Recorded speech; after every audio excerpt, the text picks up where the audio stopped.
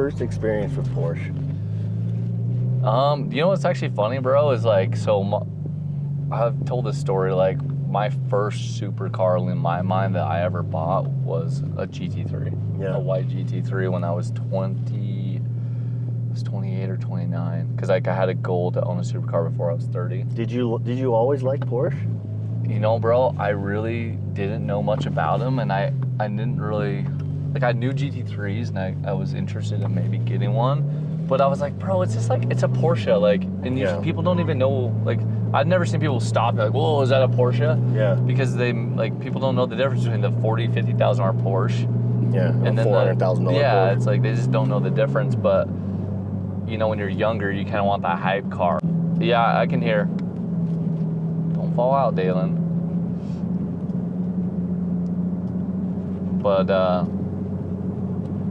yeah, I just didn't, I always was a driver, bro. I loved to drive cars. I built, like, my little freaking JDM cars and would race and stuff and drag race and whatever, street course race.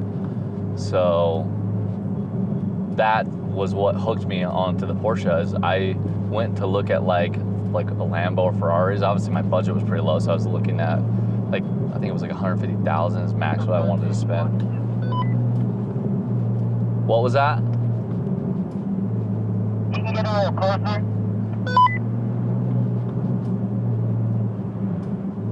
He does want me to get close to his legs. I never really was like a Porsche guy. And then my brother bought a 911 Turbo, and he just would rave about it. And I went and drove it, and I'm like, it just doesn't feel dangerous enough to me. Yeah. But then, like, the more research I started doing on the Porsches and, like, the level of engineering that they have, It's wild. and the track records that they were setting, I was like, well, there's, like, obviously this is high level. Yeah, like, that's the thing is, like, I've always heard about, like, Porsches out on the track, and, like, I remember being younger and looking at going to UMC, and they had a Porsche day. All the guys brought their GT cars. Oh, yeah. Get up and try to get a little closer. And after I heard those cars ripping, bro, like, if you've ever heard, like, straight pipe fucking header Porsche GT cars on the track, it is insane, because they rev to like 9+K. Right. And so for me, like, I was hearing, Back up a little bit. I thought it was like super bikes, and I was like, what the fuck is that, bro? And I go out there and it's these Porsches, bro, and I was like, holy shit, dude, these guys are just ripping them around the track, and I just couldn't believe, like, how fast they were cutting around the corners and, like, how it sounded and everything. And I was like, wow. And that was my first experience seeing them. But then when I drove that GT3, it was like a 2015 GT3 with a 3.8 liter. Okay. Oh, And you're bro. hooked. I was hooked, bro. We're taking that to 9,200 RPM. I was like, oh my gosh, bro, this thing sounds so fucking good. Like, obviously that one had full exhaust too, so it really hooked me. But yeah, after that, dude, like, I never could not have a Porsche in the garage. Like, I got rid of it, and then I ended up getting another GT. Like, I'm trying to think, I've had a purple, I had a Miami Blue 2018, which is a 4-liter GT3. That was sick. I had, like, the cage in it and shit. It was fucking dope. That's I sick. bought that off they had that in the showroom at the Lehigh Porsche, and that was fucking dope. And then I freaking bought a 2016. You remember that? Have you seen that? It's called, what's that purple? I forget what the name of the purple, but it's that purple GT3 RS. That was my first GT3 RS, was that car. It was so sick, bro. So fucking sick. The RSs I love the fucking RSs. If I do a Porsche, it's gonna be a GT2 RS. Yeah, dude, all the aero and stuff. Because I just love the way they look, and that's one thing too. Is like I always liked the flashiness of cars. That's why I was a Lambo guy for a long time. Yeah. You know, until all the influencers took over Lamborghini and kind of ruined them. Yeah, it was like everyone and their dog had a Huracan. Like, once Huracans came out, because that was a more affordable and reliable Lambo. And so once those got big, it's like everybody had them, you know? So it was just like one of those things where I just was like, I got hooked on the Porsche experience after that. Or no, it was actually, what's crazy, bro? I now remember, because I went from the Porsche. If you could try and get like half, that'd be sick too. If you could try and pass him. Yeah, I'll see what I can do.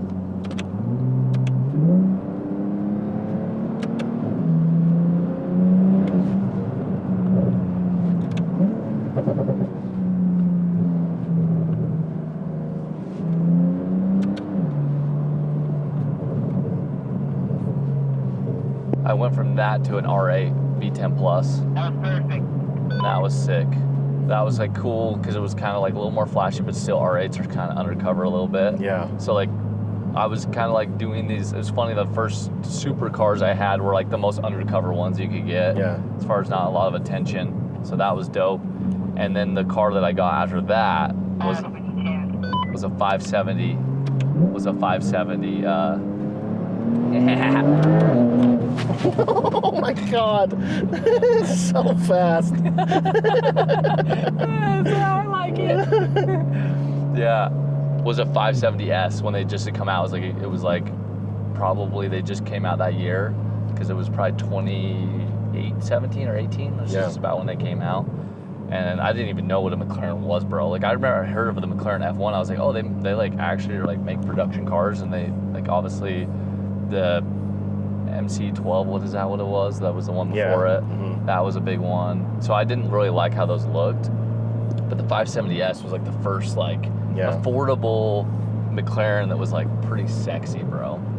And doors go up, you know, everything. And I got that. And bro, for the money, I paid 130 something grand for that car, and it was pretty much brand new. Dude, I could not fucking believe how fast that 570S was, bro. The driving experience in those McLarens too is just insane. It was like, especially for the money. It brought in like the Porsche like drivability, but like the power was mind blister. Like it was just crazy to me for the money. Especially on a rear-wheel drive car. Yeah, exactly. For a rear-wheel drive car, and the way it could put the traction down. Yeah. Like that so blew impressive, my mind. the way you can launch them. And that car really like got me hooked on McLarens after that. So like that was the first, and that was a car that got attention, right? People saw the doors that come up, they were like, holy shit, like, but what is that? I was like, it's a McLaren. They're like, what? And people think, oh, you tell them as a McLaren? They're thinking that car's worth like $500,000 or $1 million, you know? Like that was what was cool, is like people weren't so familiar with McLarens at that point. They just thought McLaren, that's crazy money. And the performance was insane. So like I get why people would think that car was like a $400,000 or $500,000 car, but it wasn't. And so that was kind of like what really took me to the next level. But I always loved Porsches. Like I couldn't get rid of it. And my dream Porsche after I really started diving into Porsches was obviously the Widowmaker, bro, the GT2. You know? Yeah. I'd always heard about the GT2s, and like they came out with the GT2 in 2018, the 991.2 was the GT2. And those cars were selling for way over sticker, right? Like you couldn't get an allocation for one of those. And I remember a guy had got one, and he was selling it for like $50K over sticker, and it was in Scottsdale. And I was like, bro, I mean, this is $360,000, $370,000 car at the time, and I was like, fuck. That was my first send on like a big sticker. Car was a 992 or 991.2 GT2. Yeah. Couldn't believe how fast that car was, bro. 700 horsepower, rear-wheel drive. I went down Scottsdale, which is pretty close to sea level, right? And that just freaking scared the freaking shit out of me, bro. Oh my God. Bro. Oh my God. This thing is out of control, bro. Out of control. Gosh. So fun. Bro. Like I've had a Turbo S, but man, this has the pure 1100 turbos on it. Holy shit. Yeah, and I just love how like it's how smooth. Controlled and smooth it is, but just like also just so goddamn fast. Yeah, like the mile per hour that you pick up, like you got to be watching it because you're like, okay, that shit's fast.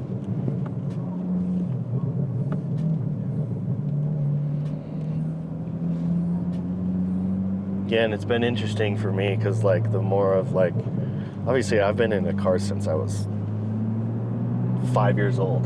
You know, always had the magazines, always doing the 0 to 60s of the fastest cars, but for me, it was always like about the flashiness and the speed, and then the more I like started to like actually buy some of them, drive some of them that friends had, the more I like became more in tune with like energy.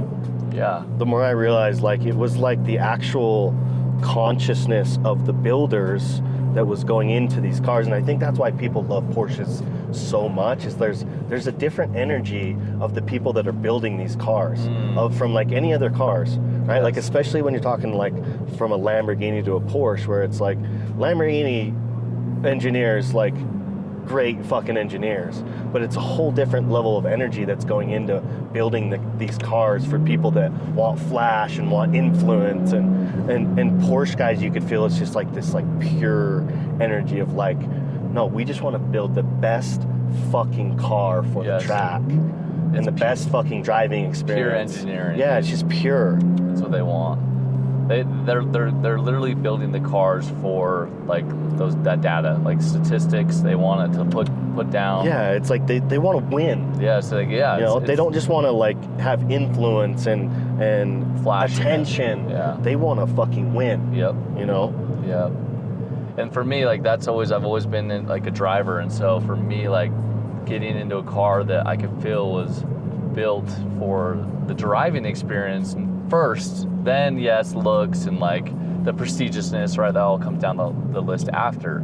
That was a big deal, but you know, like this was the first car that I was like, this is all about the driving experience first and foremost. Yeah. And then for me, going to the McLaren, I was like, okay, now I'm getting both. Yeah. I'm getting the looks and the flashiness, which for me I didn't care about that much, but it was kind of cool to have a car that was I felt like the driving experience was the drive, like how that car was so driver focused for being such a flashy car.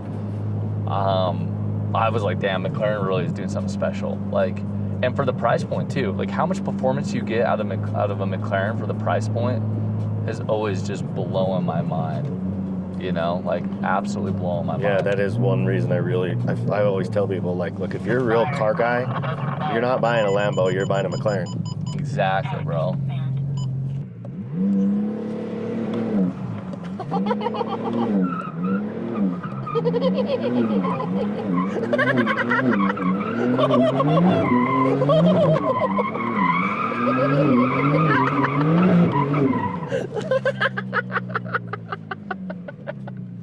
Oh my god, that's fun.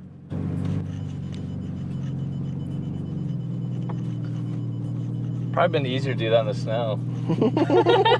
But that's stupid. That's dumb. I want to smell That's rubber. too easy. I want rubber burning. Oh, shoot, that's too fun. What was it that made you decide to get into the car business? Like for me, like I actually didn't ever have any ambitions to be in the car business. Like it wasn't ever on my radar. I just fucking loved cars, and I did sales, and so that was the main thing I did, was a lot of sales jobs. And so I got good at sales, and I did door-to-door sales, and you know, and I actually did sell cars when I was like 18 for like 8 months, maybe 9 months. Before I went on a mission. Yeah, you helped another guy build his dealership, right? Yeah, and so then when I came back, I started doing door-to-door sales because I couldn't even get a job selling cars because the economy was so bad. That was like 2009, right? So I ended up knocking doors because that's the only job I could get, which isn't even really a job. Like here's a 1099 contractor basically, and just paid straight commission. But I went and did that, and when I did that, I came back and I finally earned enough money to buy a car when I got on eBay to start to look for cars, because eBay had better deals than what I could find in Utah. Yeah. And I saw this WRX because I wanted a Super WRX, because back then the WRXs just kind of started coming out and they were getting really popular. Yeah. And I was like, dude, I want a WRX so bad. Like I wanted like that 07 WRX so bad. And I found one on KSL, bro, and it was 11 grand. And at the time they were all selling for like 20 grand, 21 grand. I was like, why is this 11.5, you know? I was so confused because it looked perfect. And then I ended up calling the number. It was like, I don't know what it was, some extreme auto sales. Like, it was listed almost like a dealership. Called the guy, dude's straight up like Russian. Can barely understand him. And he's like, oh no, brother, like, yeah, this car's perfect, blah, blah, blah. I'm like, okay, cool. Like, can you like, send me some information on it? And then finally I found out that like it was a salvage title or brand title, and I didn't really know what that was. And I was like, what does that mean? Like, he's like, well, it just means it's been an accident. It's been repaired perfectly, you know? And I was like, oh, okay. Hey, you're gonna pass us on the left.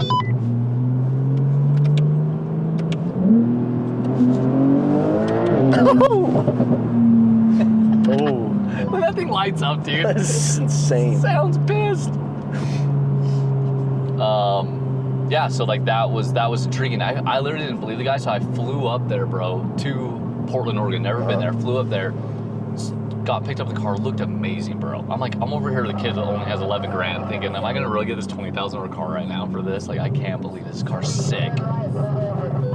And then I took it straight to Super, and they fully inspected it upon lift. They're like, dude, everything looks perfect. And I was like, what the fuck? So I was like, all right, I'm down. I bought it.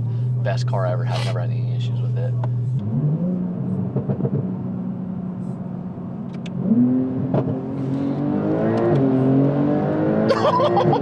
Fuck!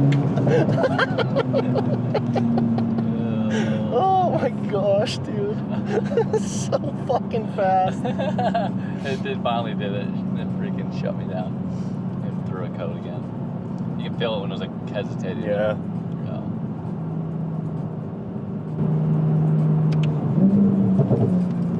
So how long were you like flipping cars before you actually started a dealership? So I did that started in 2009. I was knocking doors 09, 10, 11, 12. So 4 years. I was flipping it the whole time. I was doing 1, 2, 3, 4. And then in 2012, like Leo, I met his brother in 2011 or 12 when I was up there buying a car from Alex. Turn around and come back up this step. We're gonna get a shot of you. Okay, just hang on. I had to turn the car off for a second to reset the code. So I was doing that, and I met Alex's brother Leo, and Leo was like 5 years younger than Alex. 'Cause Alex was like probably at the time like 35. His brother was like in his 20s, like late 20s, and I was like, he's like, hey bro, he's like, my dealership is Silver Line Automotive. Like, you should maybe I'll send you some cars to sell in Utah because you seem like you're getting good money out of them. And I was like, I went to his dealership, and dude, he had the sickest inventory, bro. All STIs, Evos, like like 50, 60 Evos and STIs. Like, it was a dope dealership, and I was like, what the fuck, dude? How does this guy have this? Like, he's an immigrant, just freaking has this sick dealership. It was like, okay, that was freaking crazy to me. You want to fly by? Yeah.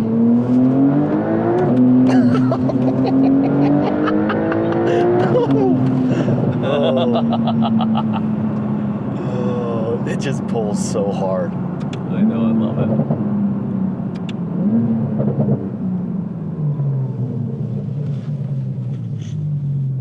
So yeah, that was kind of like when Leo ended up sending me a truckload, bro. Like, he sent me 10 cars to my house, bro, in Ogden, Utah.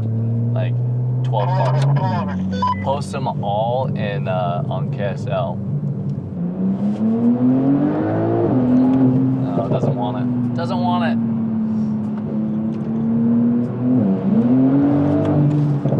It's not happy. Car's like, I hate you.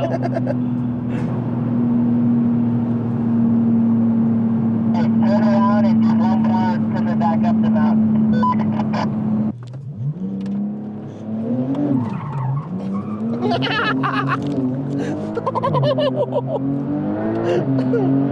Oh my god.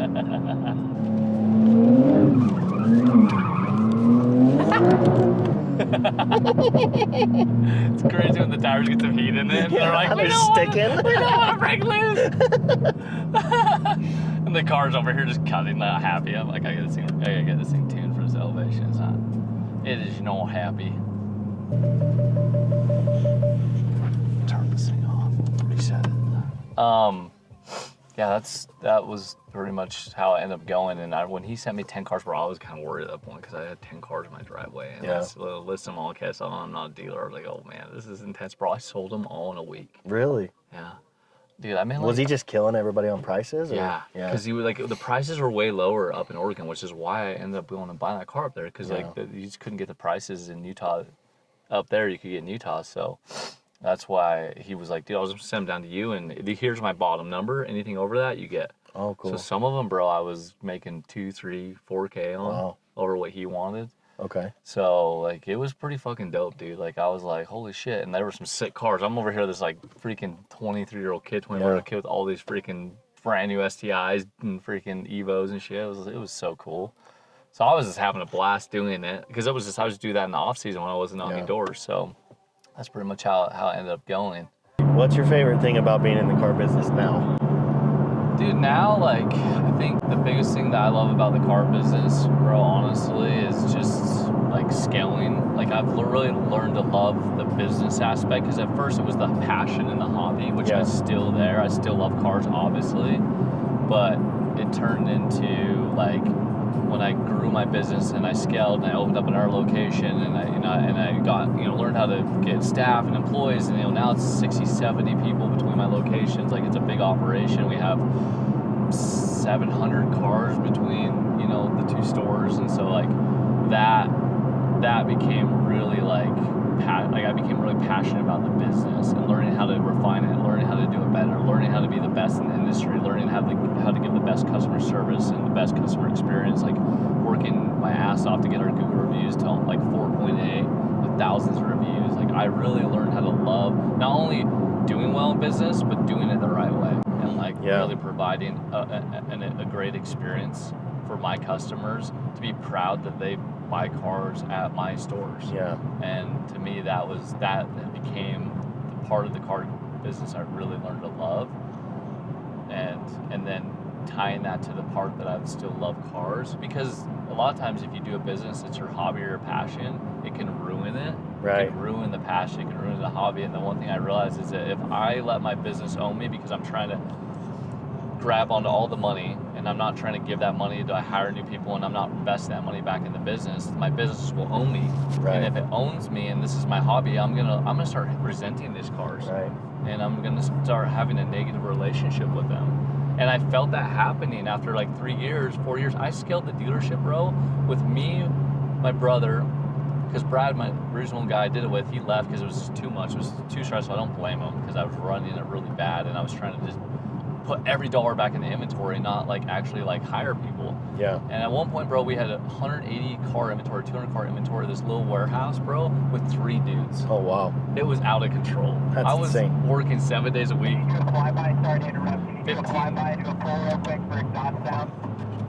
Yeah, hang on one sec, I'll do it right now.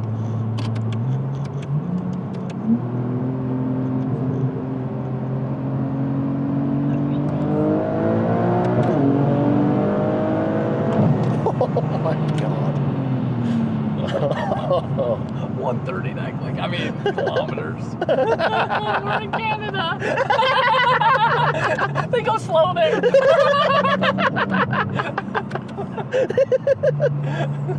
Oh my gosh. This car is insane. Yeah, dude, and obviously, like I've seen with you, like with your car business, and you're obviously in more of the car business, I'm in the truck business, but like the people that it's brought into our lives, Yeah. Right there. It's ultimately, if you think about a business, like, it's the connection to your consumer that really helps you scale and really helps you grow a business properly for like longevity and for growth reasons. Like, anyone that does it in a big way and that does it for longevity, not just the quick cash grab, they're really connected to their customers,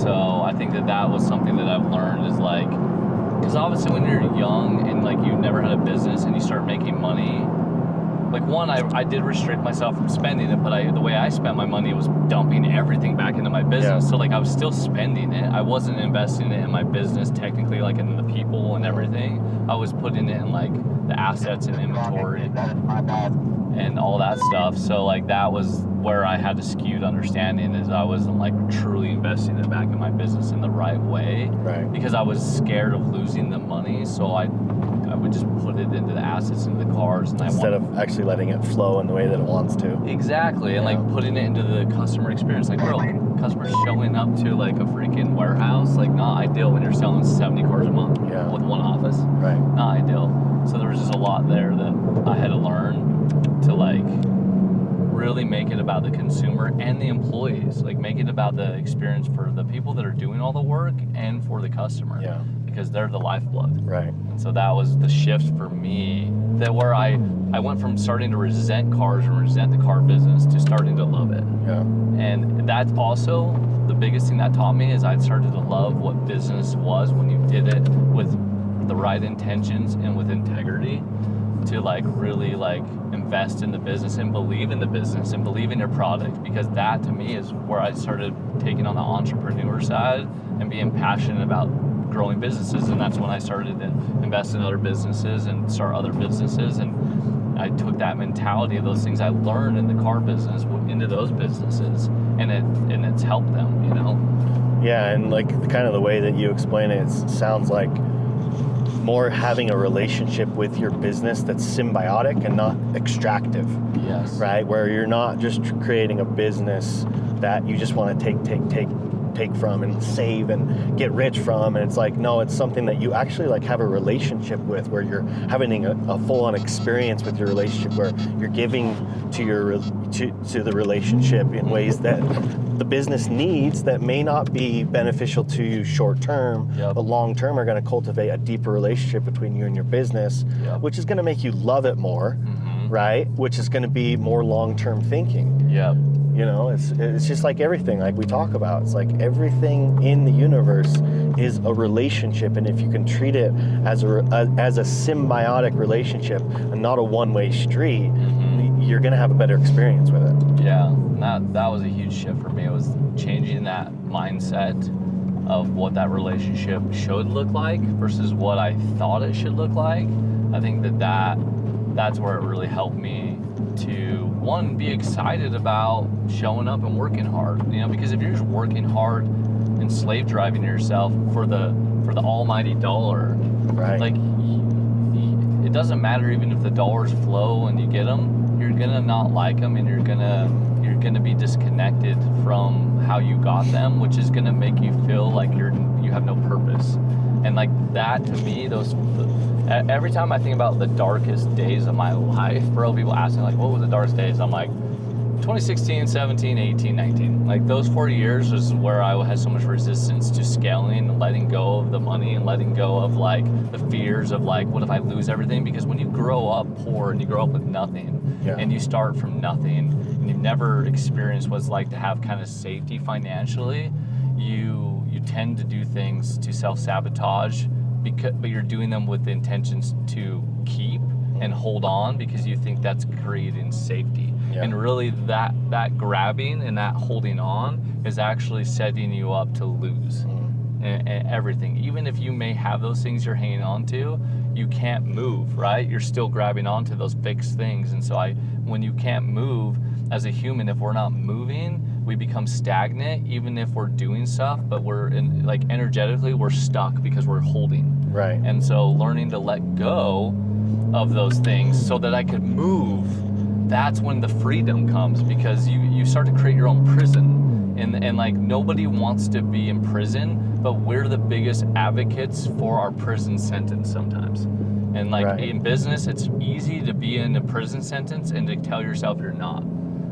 It really is. 100%. You know? Yeah, because we think we grab on to things because we think that's going to make us feel safe, but what we're doing is we're looking for safety in the external, whereas the universe's natural way of flowing is to help you move in a direction where you can feel safe internally, right? And so if it sees you grabbing on to things in the external to feel safe, it's going to begin to take those things away from you so that you can move in that direction, so you can move to that natural evolution that your soul wants to experience, of you actually feeling safe in your own body, which is the opposite of the way that we're programmed, right? Which a lot of times is like, actually letting go and trusting that the universe is going to take you to a place where you feel safe within yourself.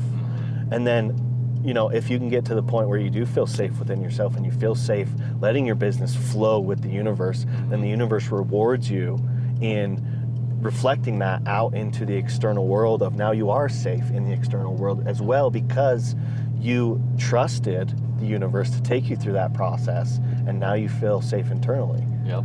Yeah, it's really interesting because it's so conflicting. Internally, it's conflicting when you haven't experienced that. And so I always tell people, especially people that are in business and it's their first kind of go, or they've failed in a business because they didn't learn that lesson, and so they're back in a business that's starting to do well again, and they're facing these same challenges. It's because they don't understand that, like, it's so hard in the moment to fathom, like, letting go, truly letting go, and like doing it with like the purest intentions, like not letting go by like not working or giving up, but like letting go by like putting down your fears, putting down the things you're worried about, and putting the things back into the business, right?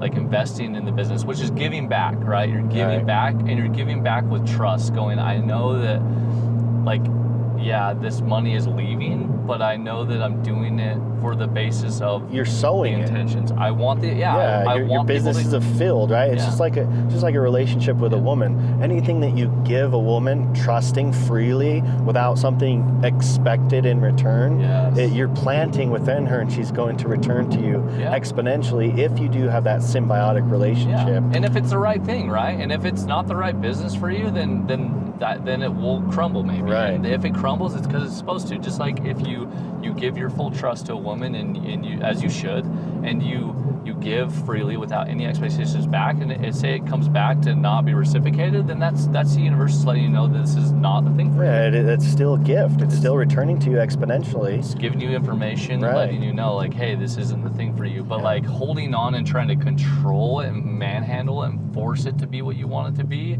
tells the universe that you don't trust what it has in store for you. And in business, that's really hard, because we think in business that we are the makers, we are the creators, and we are, but also the universe has a say in your business, and if it's for you. And sometimes it's hard for us to like not want to just like control that and be like, no, like I'm gonna make it for me, I'm gonna force it to be for me, but then we do it in a self-sabotaging way where we never really got to truly experience if this business was what we were supposed to be doing, because we were holding on to everything, we were grabbing every dollar, we were, you're being cheap, you're not investing in your people, you're not investing in the customer experience, because ultimately, like, if your intentions are just for the almighty dollar and not for your product, your customers, and and your employees and the people that are doing the work on the day-to-day, then your intentions don't come from a place of light. They come from a place of scarcity, fear, darkness. And ultimately, even if that business somehow managed to blow up and be successful, you're going to resent it. You're going to resent yourself because it was done with the wrong type of energy. It wasn't done with love. It was done out of like trauma, fear, and a lot of that comes from our childhood. And so it was weird because like going through my business journey, and I'm still learning a lot because I still have a lot to learn. But it was crazy how much my life and my childhood and like my fears correlated to my decision making in business. Like it was mind blowing until I took a step back to really be like, why am I doing this? Like, where is this coming from? And like realizing, like, wait a minute, I remember this is like kind of how my dad was, and I remember like not having stuff as a kid and like not liking how that felt, and also not liking like somebody taking away kind of the control of my choice, as my parents did in certain times in my life. That made me be way more overreaching and way more grabby as an owner in a business, because I was trying to stay safe ultimately. And that was where it was stopping me from really having the great experience of building a business that started as a passion and should stay as a passion. And also can do well. Because you want the business to do well, but when you can do it with a factor of going, hey, this is my passion, I want to love it, I don't want this to own me. But so many times it's easy to say that, but we end up creating a scenario in our businesses where they do own us. And that's not a fun situation, because we didn't like when we were kids and we felt like we were owned and that we couldn't be free and we couldn't like be a kid. We didn't like that. But as adults, we do that to ourselves, where we take away our child freedom and our joy and our happiness in business and why we even started it, and we imprison ourselves, and then we just wonder like why we're so miserable. You know, it's kind of crazy, bro. Like learning those lessons to me has been the biggest gift that being a business owner has honestly given to me. Yeah. Was learning those things.